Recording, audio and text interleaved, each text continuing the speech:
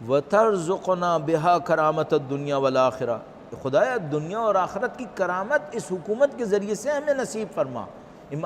یہ دعا بتا رہی ہے کہ دیکھو کچھ کرامتیں ایسی ہیں جو بغیر اس مرحلے کے نصیب نہیں ہو سکتی ہیں، یہ مرحلہ چاہیے ہوگا ان کرامتوں کے لیے۔ ایک دفعہ ہوتا ہے ذاتی تقویٰ کی بات ہوتی ہے، ذاتی پرہیزگاری کی بات ہوتی ہے، ہر دور میں ممکن ہے۔ کچھ کرامتیں ایسی ہیں جو اس حکومت کے ذریعے سے نصیب ہونی ہیں۔ ترزقنا بہا کرامت الدنیا والآخرہ۔ اس کے بعد بہت خوبصورت ایک جملہ ہے جو انسان کی انانیت کے اوپر بعض اوقات بہت بھاری ہے، لیکن بہت خوبصورت جملہ ہے۔ اللہم ما عرفتنا من الحق فحملنا وما قصرنا عنہ فبلغنا۔ خدایا جس حق کی تو نے ہمیں معرفت کرائی اس کے تحمل کی توفیق دے، اور جس سے ہم قاصر رہے اس تک پہنچا دے۔ کچھ حق ایسا ہے جو ہم تک پہنچ گیا ہے لیکن اٹھانے کی طاقت نہیں ہے ہمارے اندر، ہماری نفس پرستی رکاوٹ بنی ہوئی ہے۔ مثلا میں جانتا ہوں کہ یہ آدمی اچھا ہے، حق اس کے پاس ہے، لیکن میں اپنے اندر طاقت نہیں پاتا کہ اس آدمی کا ساتھ دوں۔ کیوں؟ میری نفسانیت آڑے آئی ہوئی ہے، میری انا پرستی آڑے آئی ہوئی ہے۔ امام فرمانے خدایا ما عرفتنا من الحق فحملنا، خدایا ہمیں اس حق کو اٹھانے کی طاقت دے جو تو نے ہمیں پہچان دے دی ہے۔ اور اس کے بعد کچھ حق ایسا ہے جو مجھ سے رہ گیا ہوگا، میں عقل کل تو نہیں ہوں، کچھ چیزیں میں نے پہچان لی ہیں، کچھ چیزیں میں نے نہیں پہچانی ہوں گی۔ پتہ نہیں کتنے لوگ ایسے ہوں گے جو ابھی تک بہت سارے اولیاء اور اوصیاء کے بارے میں اچھی نظر نہیں رکھتے ہوں گے۔ اس دعا کو مانگیں کہ خدایا جس حق تک تو نے مجھے پہنچا دیا ہے اسے اٹھانے کی طاقت دے، اور جس حق تک میں نہیں پہنچا ہوں وہ مجھ تک پہنچا دے۔ اللہم ما عرفتنا من الحق فحملنا وما قصرنا عنہ فبلغنا۔ یہ بڑی وسعت چاہیے انسان کو۔ جو انسان اپنے آپ کو عقل کل سمجھتا ہو وہ یہ جملے کیسے کہے گا کہ وہ قبول کریں گے ہاں ابھی گنجائش ہے، کچھ حق ایسا ہے کہ جو مجھ تک نہیں پہنچا، میں نہیں سمجھ پایا اسے۔ خدا سے کہوں کہ خدایا مجھے سمجھنے کی طاقت دے۔ اور امام کی تشریف آوری کے بعد چیلنجز میں سے ایک چیلنج یہی ہوگا کہ جب امام کہیں گے یہ حق ہے، بہت سارے انا پرست کھڑے ہو جائیں گے، اللہ سب کو محفوظ فرمائے، اور کہیں گے نہیں ہم نہیں مانتے، نعوذ باللہ تعالیٰ۔ تو بھئی تم انتظار کر رہے تھے، یہ انتظار کر رہے تھے اپنی آراء اور اپنی اوپینینز کے ثابت ہونے کے لیے، یہ نہیں سوچ رہے تھے کہ امام کچھ ایسی رائے دیں گے جو ہماری رائے کے مخالف بھی ہو سکتی ہے۔ تو یہ دعا ہمیں تیار کر رہی ہے کہ دیکھو تم امامت کے منتظر رہو، نہ اپنی رائے کی حاکمیت کے لیے، نہ اپنی طاقت کے ثابت ہونے کے لیے۔ اس میں تواضع چاہیے انسان کو، علمی اور عملی تواضع چاہیے کہ وہ امام کے سامنے اپنی گردن کو جھکائے رکھے۔ اللہم ما عرفتنا من الحق فحملنا وما قصرنا عنہ فبلغنا۔ اور اس کے بعد دعا امام کے نام کے ذریعے سے ہے اور یہ اہداف بتاتی ہے۔ اللہم المم بہ شاہسنا، خدایا ان کے ذریعے ہم بکھروں کو جمع کر دے۔ شاید یہ دعا ہمیں بتا رہی ہے کہ تمہیں یہ کر لینا چاہیے اپنے امام کے نام پر، اپنے امام کے نام پر تم بکھرے ہوئے ہو تو جمع ہو جاؤ۔ یعنی یہ بتا رہی ہے دعا شاید ہمیں کہ اگر تم کو چاہیے کہ غیبت ختم کرو تمہیں یہ کام کرنے پڑیں گے۔ اللہم المم بہ شاہسنا واشأب بہ صدعنا، ان کے ذریعے ہمارے جھگڑے ختم کر دے۔ ورتق بہ فتقنا، ان کے ذریعے ہماری پریشانیاں دور کر دے۔ وکسر بہ قلتنا، اگر ان دعاؤں کے اندر ربط ہو اور عقل مند کی گفتگو کے اندر ربط ہوتا ہے، یقیناً ان دعاؤں کے اندر ربط ہے، تو یہ جو کہا کہ خدایا کسر بہ قلتنا وعازز بہ ذلتنا اغن بہ عائلنا، خدایا ان کے ذریعے ہماری قلت کو کثرت، ذلت کو عزت میں بدل دے۔ یہ کب ہوگی؟ جب ہم ان کے ذریعے سے اپنے بکھروں کو جمع کریں گے، اپنے جھگڑوں کو ختم کریں گے اور اپنی پریشانیوں کو ان کی وجہ سے دور کریں گے۔ جب ہم یہ کریں گے کسر بہ قلتنا عازز بہ ذلتنا، اور اگر خدا نہ کرے ہم نے نہیں کیا تو یہ ذلتیں باقی رہ جائیں گی، اور نعوذ باللہ تعالیٰ اگر ہم اسی حالت میں رہے تو کل امام کے سامنے ہمیں جواب دینا پڑے گا کہ تمہاری وجہ سے معاشرے میں فساد تھا، تمہاری وجہ سے معاشرے کے اندر اختلاف تھا، نعوذ باللہ تعالیٰ۔ اس کا ہمیں جواب دینا پڑ جائے گا، اور کہنا آسان ہے اور کرنا بہت سخت ہوگا۔ اغن بہ عائلنا، خدایا ان کے ذریعے سے ہماری ناداری کو توانگری میں، واخذ بہ مغرمنا، جو ہمارے اوپر بوجھ ہے اس کو ان کے ذریعے سے ختم کروا۔ وجبر بہ فخرنا، جو ہماری کمی کوتاہی فخر ہے وہ ان کے ذریعے سے جبران کر دے۔ سد بہ خلتنا یسر بہ اسرنا، ان کے ذریعے ہماری مشکلوں کو آسان کر۔ بیض بہ وجوہنا، اور ہمارے چہروں کو ان کے ذریعے سے نورانی کر دے۔ یہ دنیا سے آخرت تک کے سارے اہداف بیان ہو گئے۔ اس دعا کی خوبصورتی یہاں پر ہے، کمال یہاں پر ہے، کہاں سے شروع کیا اور مراحل سے گزارتے ہوئے وقت کے امام تک، اور امام سے لے کر دنیا کے اس اختتام تک۔ فکا بہی اسرانا، ہمارے قیدیوں کو آزادی و رہائی نصیب فرما، وانجح بہی طلبتنا، ہماری حاجات بھر فرما، و ہمارے وعدے نبھا دے، واستجب بہی دعوتنا، وآت بہی سولنا، وبلغنا بہی من الدنیا والآخرۃ اعمالنا، دنیا اور آخرت میں جو کچھ ہماری امیدیں ہیں ہمیں ان کے ذریعے سے پوری کر دے۔ خدا بتا رہا ہے کہ دیکھو تم اگر حجت کا ساتھ دو گے تو یہ سب کچھ ہو جائے گا۔ بی بی نے ایک جملہ ارشاد فرمایا تھا مدینہ کے اندر کہ جب امیر المومنین کا حق غصب ہوا اور مدینہ کے لوگ ان سے ملنے کے لیے آئے تو بی بی نے کہا اگر تم نے علی کا حق دیا ہوتا تو کیا ہو جاتا، سب کو حق مل جاتا، سب دین کے اندر رہنمائی پاتے۔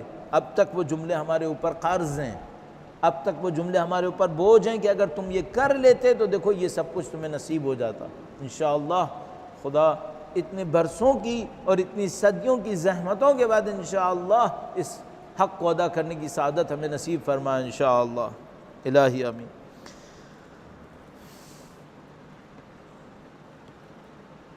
وقت کا جائز دیکھ لوں انشاءاللہ۔ فرمایا بلغنا بہ من الدنیا والآخرۃ اعمالنا وآتنا بہ فوق رغبتنا یا خیر المسئولین واوسع المعطین۔ اب دیکھیے بہت ہی حساس مرحلہ ہے، یہ سب کچھ ہمیں ملے، یہ سب کچھ ملے، اب شروع کہاں سے کرنا ہوگا؟ بہت حساس مرحلہ ہے جو میرے جیسا آدمی کہتے ہوئے ڈر رہا ہے کہ بھائی یہ جگہ ہے اسٹارٹنگ پوائنٹ۔ فرمایا کیا؟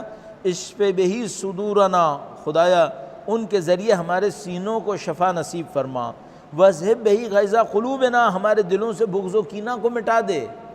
اگر کسی کو کثر بہی قلتنا پہنچنا ہے، عاجز بہی ذلتنا پہنچنا ہے، راستہ یہاں پر ہے۔ اشف بہی صدورنا، ہمارے صدر اور ہمارے سینے کچھ برائیوں سے بھرے ہوئے ہیں، کچھ بیماریوں سے بھرے ہوئے ہیں، ان کو شفا دے دے خدایا۔ وہ بیماریاں کیا ہیں؟ بیان ہوئی۔ اذہب بہی غیظ قلوبنا، ہمارے دلوں کے اندر بغض و کینہ ایک دوسرے کے لیے، خدایا اس بغض و کینہ کو ہمارے دلوں سے مٹا دے۔ واہدنا بہی لما اختلف فیہ من الحق باذنک، اور خدایا جس حق میں ہمارا اختلاف ہے اپنے حکم سے اس کے ذریعے ہمیں ہدایت فرما۔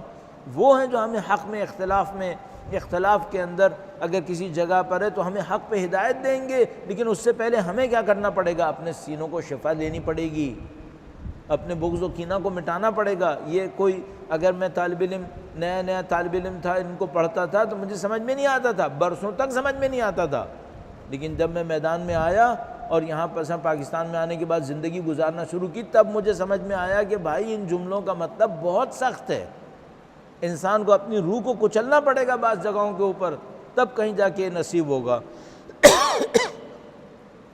تو انسان کے لیے بہت سخت ہے کہ وہ اپنے اندر موجود ان منفی جذبات کا مقابلہ کر لے، اپنے آپ کو اس پاکیزگی تک پہنچائے کہ اللہ کے دین کی خاطر دوستی کرے، اللہ کے دین کی خاطر دشمنی کرے۔ سلم لمن سالمکم حرب لمن حاربکم، یہ جملے آسان نہیں ہیں، یہ جملے بہت کمال کے جملے ہیں اور یہ ہمارے لیے زندگی کے اہداف کو معین کر رہے ہوتے ہیں۔ فرمایا اشف بہی صدورنا واذہب بہی غیظ قلوبنا واہدنا بہی لما اختلف فیہ من الحق باذنک انک تہدی من تشاء الی صراط مستقیم۔ اس کے بعد فرمایا منصر بہی علی عدوک وعدونا الہ الحق آمین، ان کے ذریعے اپنے اور ہمارے دشمنوں پہ ہمیں غلبہ عطا فرما۔ جیسے کہ میں نے عرض کیا دعاؤں میں رابطہ ہوتا ہے، جملے دوسرے جملے کی تعلیل کر رہے ہوتے ہیں، یعنی اگر تم نے یہ کر لیا کہ صدور کے کو شفا لے لو اور دلوں سے بغض و کینہ نکال دو تو کیا ہوگا؟ وانصرنا بہی علی عدوک وعدونا، خدایا ہمیں دشمنوں کے اوپر نصرت و فتح نصیب فرما۔ یہ کب ہوگی؟ جب تم ان مرحلوں کو گزار لو گے۔ اس کے بعد ایک دفعہ پھر اللہ کے سامنے گڑ گڑانے کا ایک انداز بہت خوبصورت، یہ جملے آخری بڑے کمال کے جملے ہیں۔ اللہم انا نشکو الیک فقد نبینا، خدایا ہم شکایت کرتے ہیں تجھ سے اپنے نبی کے اٹھ جانے پر اور ان کی آل و اولاد پر تیری رحمت ہو، صلواتک علیہ وغیبت ولینا، خدایا ہمارا شکوہ ہے تیرے حضور۔ شکوہ بمعنی شکوہ اس معنی میں نہیں ہے کہ نعوذ باللہ خدا نے کوئی کمی کی، شکوہ ہے کہ خدا مظلومیت میں ہم پھنس گئے اپنی غلطیوں کی وجہ سے، اگر ہم نے یہ کوتاہیاں نہ کی ہوتی تو ہم اس مصیبت میں نہ پھنستے جس میں ہم پھنس گئے۔ اگر ہم نے امیر المومنین اولاد امیر المومنین کا حق ادا کیا ہوتا تو اس مشکل میں نہیں آنا تھا، لیکن اب اس مشکل میں پھنس گئے۔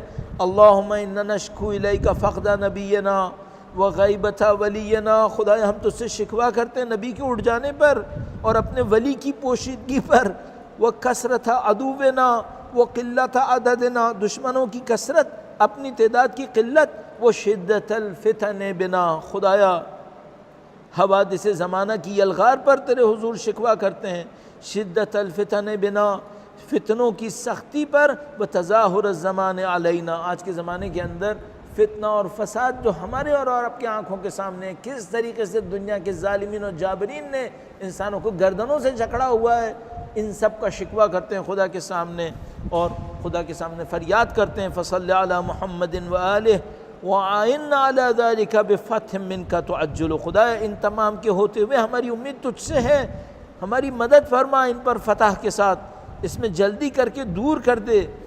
وَبِزُرٍ تَكْشِفُهُ وَنَصْرٍ تُعِزُّهُ وَسُلْطَانِ حَقٍ تُظْهِرُهُ وَرَحْمَةٍ مِّنْكَ تُجَلِّلُنَاهَا وَعَافِيَةٍ مِّنْكَ تُلْبِسُنَاهَا۔ میں اس کے جملات کی ترجمہ عرض کر دوں آپ کی خدمت میں، نبی اور ان کی آل پر رحمت نازل فرما، ان پر فتح کے ساتھ ہماری مدد فرما، دشمن پہ فتح کے ساتھ اس میں جلدی کر کے تکلیف دور کر دے، نصرت سے عزت عطا کر، حق کے غلبے کا اظہار فرما، ایسی رحمت فرما جو ہم پر سایہ کرے اور امن عطا کر جو ہمیں محفوظ کر دے۔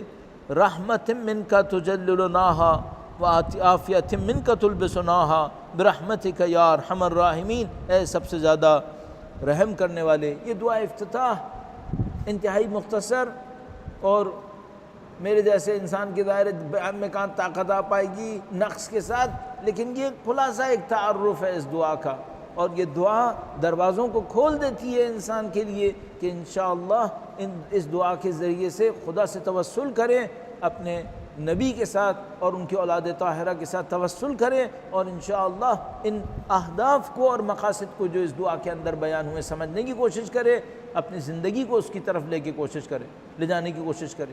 ان دعاؤں میں بہت رابطے ہیں، میں نے چند رابطوں کو عرض کرنے کی کوشش کی، اگر آپ توجہ کے ساتھ پڑھتے رہیں گے تو اس نورانی کلام کی نورانیت آپ کے اور ہمارے قلب کے اندر بہت سارے اور مفاہیم کو واضح کرے گی، اور انشاءاللہ اس کے ذریعے سے ہماری ہدایت میں بھی اضافہ ہوگا، ہماری نورانیت میں بھی اضافہ ہوگا، اور ماہ مبارک رمضان کی برکتیں نصیب ہوں گی۔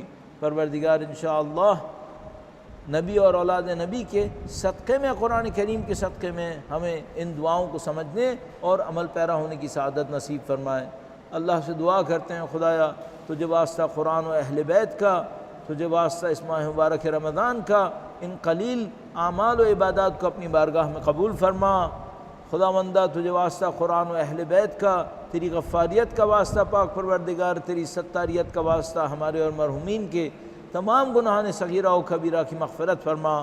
خدایا وقت کے امام کی نصرت کے لیے جو بھی تیاریاں ہمیں کر لینی چاہیے، خدایا تجھے واسطہ قرآن و اہل بیت کا، ان تیاریوں کو حاصل کرنے کی سعادت نصیب فرما، ان کے ظہور کا دن دیکھنا نصیب فرما، ان تیاریوں کے ہوتے ہوئے، نورانیتوں کے ہوتے ہوئے ان کی نصرت اور نصرت کی راہ میں شہادت نصیب فرما۔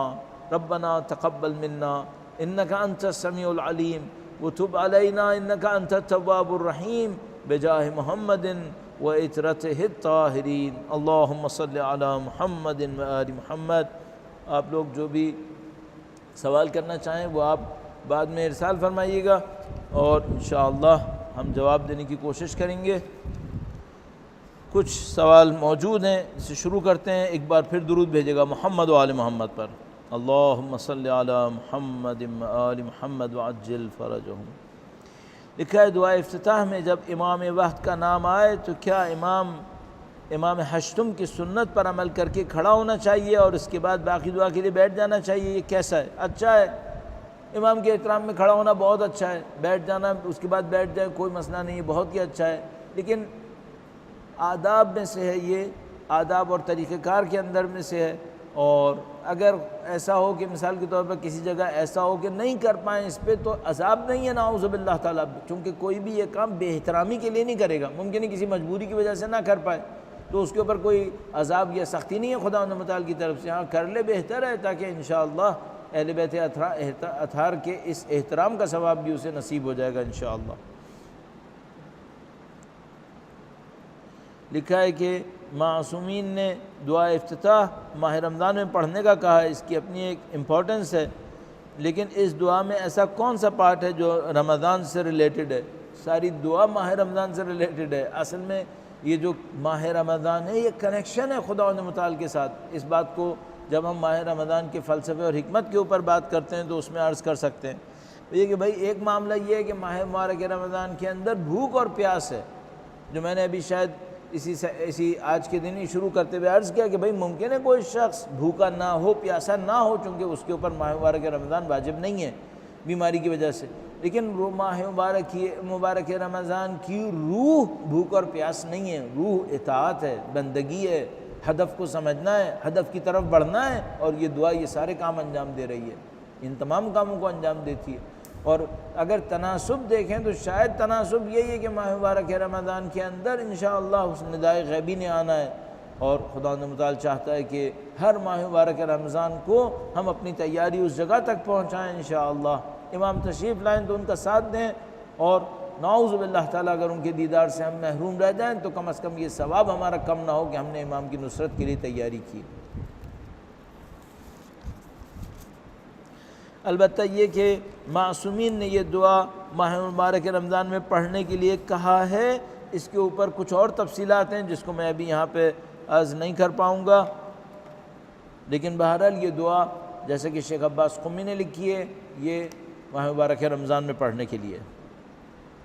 لکھا ہے what is the way to maintain our attention towards Allah in this situation when our unusual hectic activities, even religious, are contain only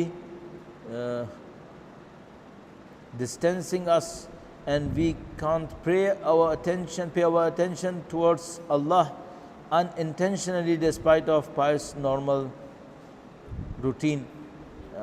ایک مسئلہ یہ ہے کہ بھئی ہمارے جو حالات ہیں اس میں ایک پازیٹیو کام ہوا ہے جو اللہ کی طرف بڑھنے میں مددگار ہے، وہ کیا ہے؟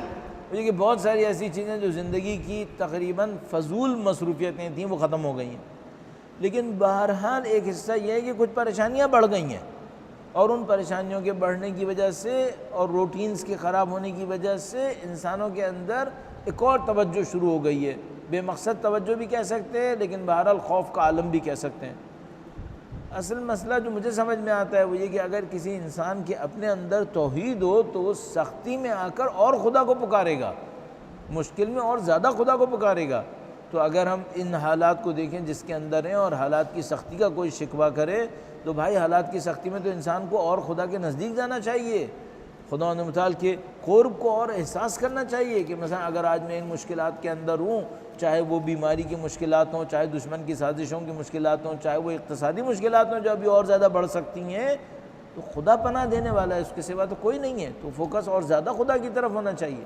ہاں خدا نہ کرے نعوذ باللہ تعالیٰ اگر کوئی شخص اپنے اوپر اعتماد کر رہا ہے تو وہ اپنے اوپر رہے گا، پھر خدا پہ نہیں جائے گا، لیکن ایک اللہ کا بندہ ہونے کے ناطے طاقت وہاں ہے، حل وہاں ہے، محبتیں اس طرف سے ہیں، تو خود بخود انسان پریشانیوں کے اندر خدا کو پکارنے کی طرف جاتا ہے۔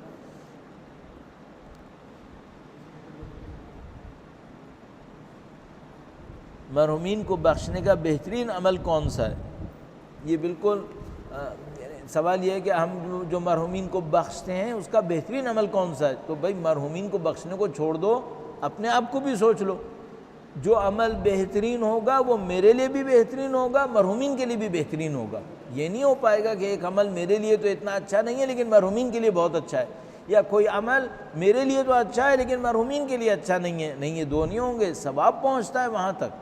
تو وہ عمل کون سا ہوگا جو میرے لیے بھی اچھا ہوگا اور ظاہر مرحومین کو اس کا ثواب بہت زیادہ ہوگا؟ تو میں عرض کر سکتا ہوں وہ یہ کہ بھائی آپ کسی مشکل میں پڑے ہوئے انسان کی مدد کر دو، ان تک ثواب پہنچانے کی نیت سے، آپ کو بھی اجر بہت زیادہ ملے گا، ان کو بھی اجر بہت زیادہ ملے گا۔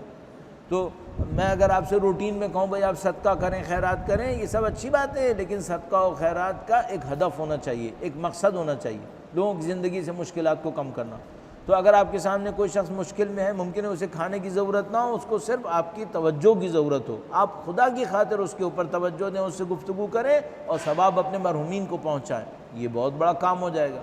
تو اس طرح سے مختلف کام ہو سکتے ہیں جو آپ کے اور میرے لیے دونوں کے لیے مفید ہوتے ہیں، ثواب بھی مرحومین کو ملتا ہے، اور اس میں لاجک سب سے امپورٹنٹ ہے، فلسفی اس کی امپورٹنٹ ہے۔ باقی یہ کہ کبھی وہ کام پیسہ ہوگا، کبھی وہ کام توجہ ہوگی، کبھی کسی کے لیے مثال کے طور پر کوئی کسی ظالم کے سامنے آ گیا اس کی مدد کرنا ہوگی، بہت سارے کام ایسے ہو سکتے ہیں، ہم اس کو اسپیسیفائی نہیں کر سکتے، لیکن امپورٹنٹ یہ ہے کہ جو کام صرف خدا کے لیے ہو اور خدا متعال کے بندوں کی نصرت کے لیے ہو، اس کا ثواب زیادہ ہوگا، وہ آپ کے لیے بھی زیادہ ہوگا ثواب، اور مرحومین کے لیے بھی زیادہ ثواب ہوگا۔ جزاکم اللہ خیر انشاءاللہ۔ پروردگار تمام اعمال کو اپنی بارگاہ میں قبول فرمائے، اور انشاءاللہ جو لوگ ان پروگرامز کو آرگنائز کر رہے ہیں، اس کے اندر مشقتیں محنتیں اٹھا رہے ہیں، خدا متعال ان تمام کی کوششوں کو اپنی بارگاہ میں قبول فرمائے، وقت کے امام کی ظہور مبارک میں تعجیل فرمائے، خدا متعال انشاءاللہ ہمیں ان کی نصرت اور نصرت کی راہ میں شہادت نصیب فرمائے انشاءاللہ۔ السلام علیکم ورحمۃ اللہ وبرکاتہ۔